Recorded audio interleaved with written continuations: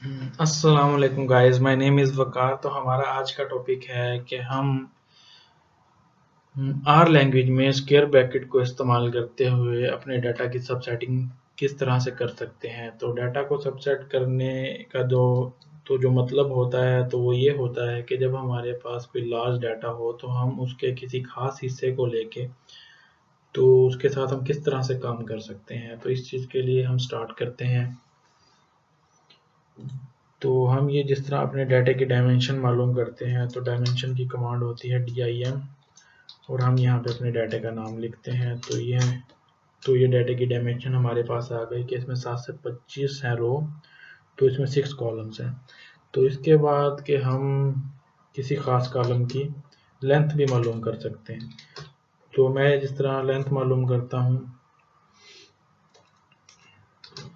इसकी एज की, तो मैंने इसकी लेंथ मालूम की तो इसकी लेंथ आ गई 725, क्योंकि हमारे पास यहाँ पे 725 रोज हैं।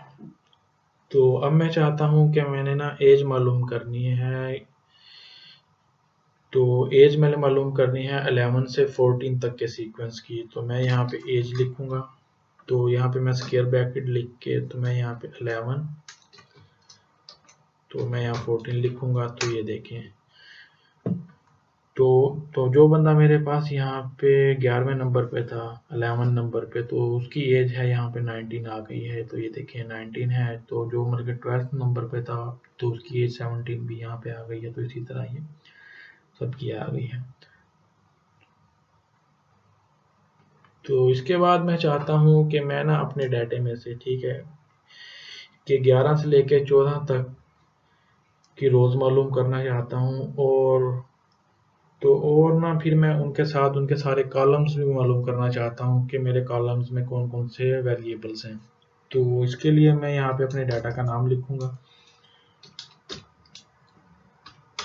तो डाटा का नाम लिखने के बाद मैं यहाँ पे स्क्वायर ब्रैकेट स्टार्ट करूँगा। तो मुझे कहाँ से कहाँ तक चाहिए, तो मुझे चाहिए 11 से 14 तक। तो ये तो हो गई मेरी रोज। और मुझे कॉलम सारे चाहिए, तो मैं ये कॉलम वाला एरिया खाली छोड़ के तो इसको एंटर प्रेस करूँगा। तो ये देखें कि मेरे पास ये सारे कॉलम्स आ गए हैं यहाँ पे, और ये मेरे पास 4 रोज का डाटा आ गया है। तो इसमें कौन कौन सा डाटा है तो ये आपके सामने है सारा। के लंग कैप है, तो इसके बाद है तो हाइट है, उसके बाद स्मोक है, जेंडर है, और ये सब है। तो इसके बाद मैं चाहता हूँ कि मैं ना कि अपने इसमें से डाटा में से ना कि जो फीमेल जेंडर है तो इसकी ना मैं एज का मीन निकाल लूँ।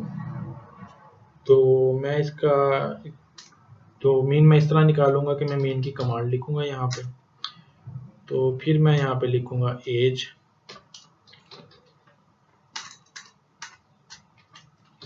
मीन एज, और उसके बाद मैं यहाँ पे तो स्क्वायर ब्रैकेट स्टार्ट करके फिर मैं यहाँ पे लिखूंगा जेंडर।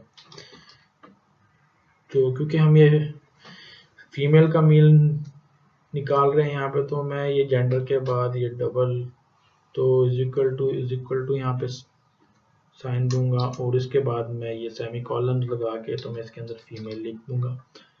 तो फीमेल लिखने के बाद मैं जैसे ही एंटर करूंगा तो ये मेरे पास फीमेल का आ गया मीन।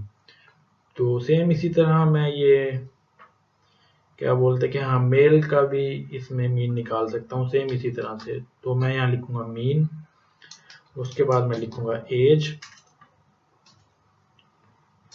तो एज लिखने के बाद मैं यहाँ पे स्क्वायर ब्रैकेट स्टार्ट करूंगा, फिर मैं यहाँ पे लिखूंगा जेंडर और इज इक्वल टू और सेमी कॉलम और मेल। तो इसको लिखने के बाद मैं जैसे एंटर करूंगा तो मेरे पास यहाँ पे तो इसका भी मीन आ गया, मेल का भी। तो इसके बाद कि हम ना के डाटा का सबसेट भी बना सकते हैं कि मैं चाहता हूँ कि मुझे ना सिर्फ कि फीमेल का डाटा चाहिए कि मेरे डाटा में कितनी फीमेल हैं। तो मुझे क्या बोलते हैं कि मेल नहीं चाहिए। तो मैं इसके लिए ना एक ऑब्जेक्ट क्रिएट करूँगा फैम डाटा का, फीमेल डाटा का। तो इक्वल टू तो फिर मैं इसमें स्टोर कर लूँगा उसकी वैल्यूज़। तो तो इसमें हम वैल्यू स्टोर कैसे करेंगे, तो मैं यहाँ पे अपने डाटा का नाम लिखूँगा लंग कैप डाटा। तो उसके बाद मैं यहाँ पे स्क्वायर ब्रैकेट स्टार्ट करके तो मैं यहाँ जेंडर लिखूँगा, तो जेंडर में लिखूँगा इज इक्वल टू फीमेल, और तो मुझे इसके सारी वैल्यूज चाहिए, तो मैं इसको खाली छोड़ के यहाँ से मैं एंटर कर दूंगा। तो मैं जैसे ही यहाँ पे फेम डाटा को कॉल करूँगा तो ये देखें कि मेरा यहाँ पे ये स्टोर हो चुका है मेरी उसमें कि 358 फीमेल्स हैं। तो मैं इसको फेम डाटा को जैसे ही कॉल करूँगा तो ये देखें कि ये मेरे पास ये सारा फीमेल्स का डाटा आ गया कि मेरे डाटा में इतनी फीमेल्स हैं। ठीक हो गया। तो इसी तरह हम ये सेम इसके लिए भी कर सकते हैं, मेल के लिए भी।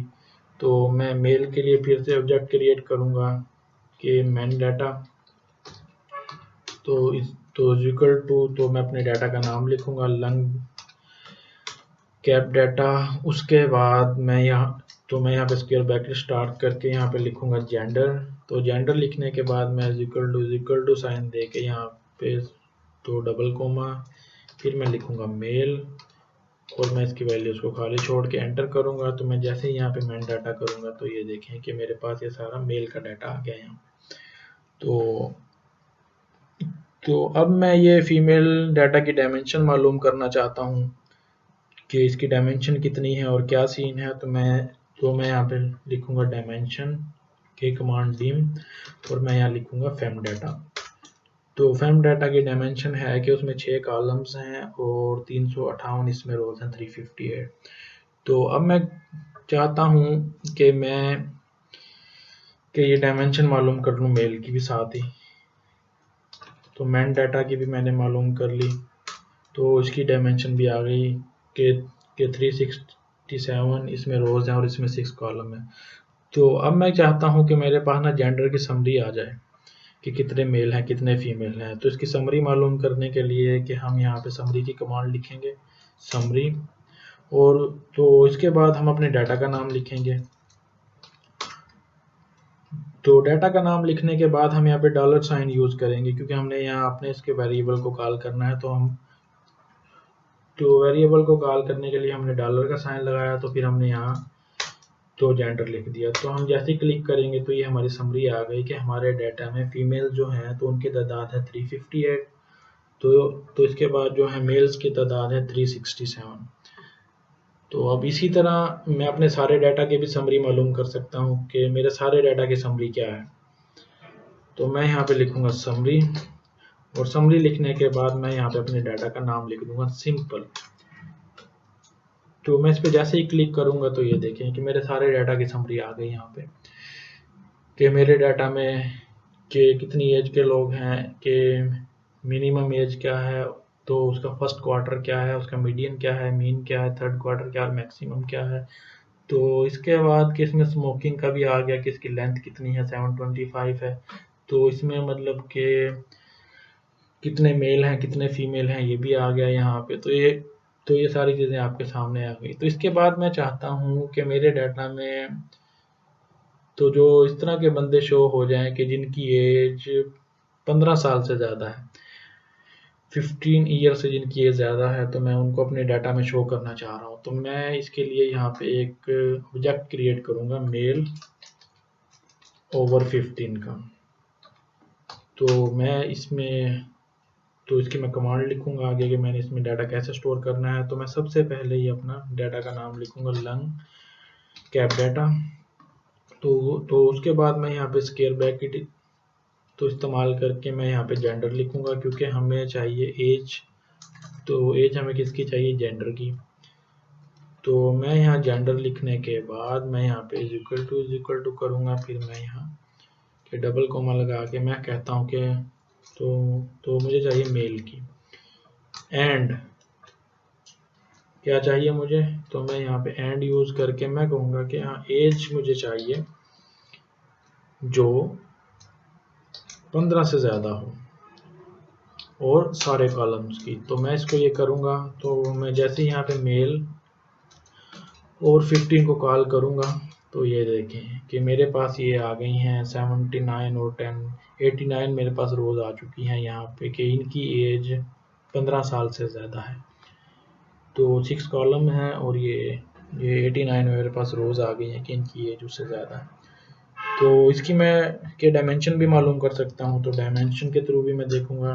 तो मैं डायमेंशन लिखूंगा और डायमेंशन के बाद मैं मेल ओवर 15 लिख के तो जैसे ही मैं प्रेस करूंगा तो ये देखें कि मेरे पास तो ये इतनी रोज हैं, 89 रोज हैं और 6 कॉलम्स हैं।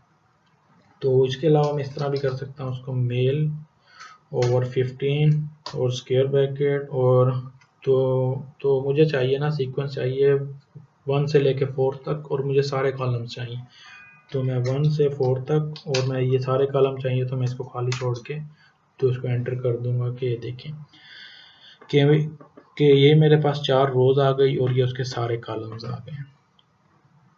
तो आज की वीडियो हमारी यहीं तक थी कि हम किसी खास पोर्शन को किस तरह से इस्तेमाल कर सकते हैं और हम अपने डाटा की समरी किस तरह ले सकते हैं। तो समरी लेने के बाद हम ये सेपरेट डाटा किस तरह से स्टोर कर सकते हैं, मेल फीमेल का या जैसे भी। तो कल की वीडियो में हम देखेंगे कि किसमें आर लैंग्वेज में हम ये लॉजिक कमांड्स को किस तरह से यूज़ कर सकते हैं। तो कल तक के लिए अल्लाह हाफिज़, तो कल मिलते हैं इंशाअल्लाह।